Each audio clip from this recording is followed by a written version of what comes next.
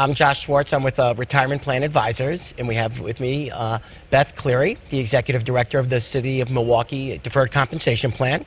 The City of Milwaukee plan was a winner of the NAGDCA 2017 Leadership Award for Plan Design. Beth, can you tell us a little bit about the project? Sure. Well, the project began with legislative changes to the actual plan document in June of 2016. Officially, that's when the project began. Leading up to that, there was a lot of buy-in that was created through the stakeholders working, the board and the previous executive director working with a lot of individuals to help them understand what the changes were that the board wanted to make. But I'll take a step back. One of the reasons why the changes were made in the first place is the board took a good close look at its mission statement, and then it started to benchmark where we're at, and it asked itself, are we fulfilling the mission? Are we doing the things that we say we want to and we need to be doing for our retirees? And some of the things that they recognized in asking themselves that question and then doing the benchmarking is that we were failing on some levels when it came to the number of participants or eligible participants that were actually enrolled and those that could be enrolled. We were also not up to speed with when you looked at the numbers that applied to female employees, employees of color, and then also looking at how money was actually invested and allocated. And then there was also surveys that were conducted that demonstrated that a lot of employees didn't really understand what their options were, and that made the board pause and look at the investment lineup and said, is there a better way to do this? So it sounds like the board looked at the plan, wasn't happy with the participation rate or how people were investing, that it wasn't going to help them be ready to retire. Correct. It's a multifaceted approach. I feel as we discuss this further, you'll understand that the goal was to basically do a big overhaul of the plan design, which included a new investment lineup, and we had a new record keeper at the same time. We implemented an auto-enrollment program. How did that work? It was a big effort. It was a lot of education, and it was a lot of helping people understand what actually was entailed with that. We introduced target date funds to help simplify what people's options were, especially those that didn't feel equipped to know exactly where to invest and how to invest. And so that was a big component of the education plan and campaign. We also we reached out to people because for a lot of them, the only time they had really thought of or looked at this benefit was when they were at the very beginning of their career, when they were at orientation, when everybody has a deer in the headlights type of, the my eyes glaze over because there's just too much information. And a lot of times, if you're at the beginning of your career, you're young, you don't know what to do with all this information. It's sensory overload. So for a lot of people, this was a second chance to take a look at this information. So the attempt was to streamline what was being shared with them and help them understand that this was another kick at the can for them to engage in the plan and to do it in a way that hopefully was going to be beneficial to them. And there was also the education component, because we do have a very solid DB plan in the city. But talking and educating about the component when it comes to the retiree health insurance costs and that component of how that fits into people's number one cost that occurs in retirement, and helping them understand that this is a vehicle to help complement what that expense would look like. Great. So with a project of this scope, completely reinventing your plan, what kind of obstacles did you run across? Sure.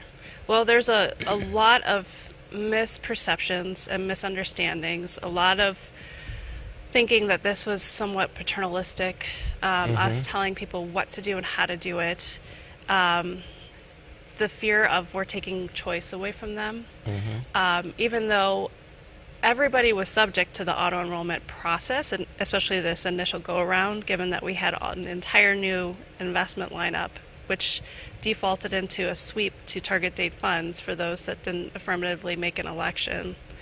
even though we had this impacting everybody, there was still an opt-out feature. And that was the other thing that we needed to really help people understand. They still had control, they still had choice. We were showing through behavioral economics, through a variety of best practices, working with our investment consultant was a huge driving factor in all of this. We were helping to educate in the process and show people that this is the way to go in terms of helping everybody ultimately. Great. And so now it's about almost a full year since the implementation. Right.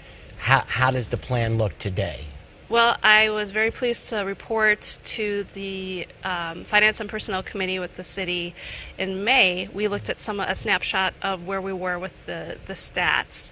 And going back to our initial conversation about, when we took a look at the benchmarking and looking at the women and the employees of color, and also the two lower quartiles of salary, that was also disparate. There was a disparate impact in terms of those that were actually engaged and saving. All of those benchmarks were addressed and raised.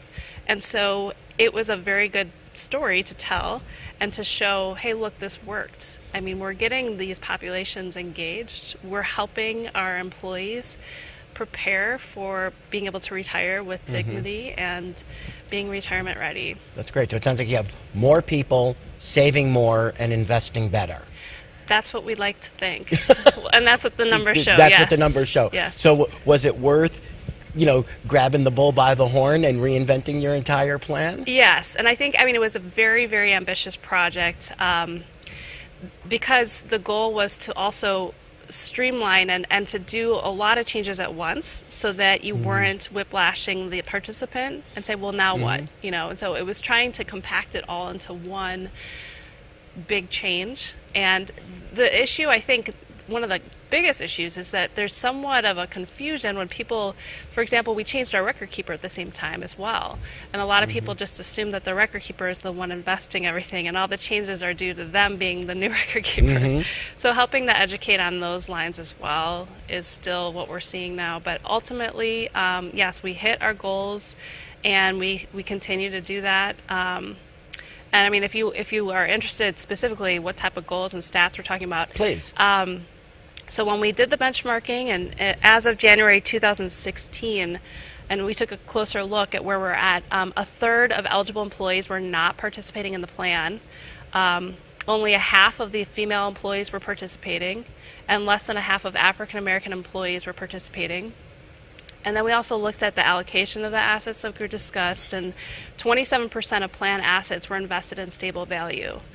And as you're aware, if you have a strong DB plan and a pension offered, that's really conservative. People can afford that plus the three-legged stool of Social Security. People have more leeway to look at how they're investing this particular benefit. So we wanted to make sure that people had an appropriate understanding of that, of those choices. And also, we recognize that 25% of our participants allocated all of their assets to one investment option as opposed to diversifying.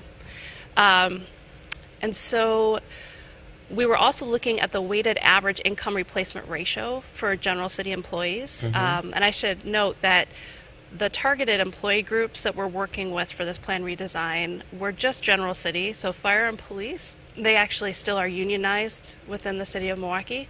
But on the flip side, they do a really good job of encouraging their membership to invest and to do it early and often. So those numbers were already good to begin with, which was great. And they were part of the collective bargaining groups were still part of the re-enrollment, or did they? Only in terms of the investment lineup. Gotcha. They were impacted by that. Other than that, they weren't swept into the target date no. funds. Okay. Well, they were. They were, okay. If they didn't make an affirmative election as to where they wanted their funds to go. Okay, but you already had the strong participation rates there. Right. So it was the other employee groups where you were able to make that significant impact. Correct. And then in terms of that understanding component, when we did survey the employees, 37% of our employees told us, they expressed that they did not understand their investment options and they needed help. So that was another thing that we wanted to address. Great. So the weighted average of the income replacement ratio went from 51.4%, and then it increased. Well, I don't have that number, so scratch that.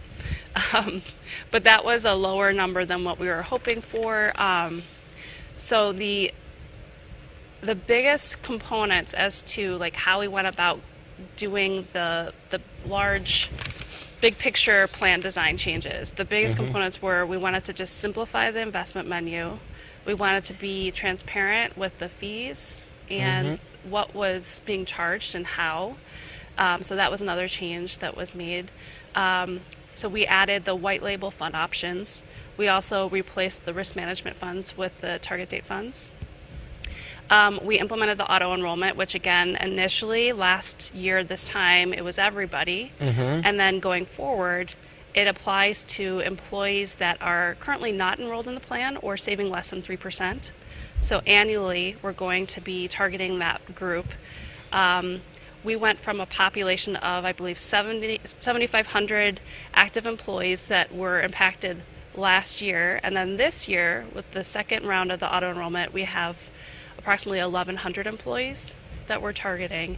And we're coinciding with the city's open enrollment process so we can leverage that season where people are alert and focused on benefit changes. So we're using this window to get out there and have an education campaign and work specifically with those employees that would be subject to auto enrollment again.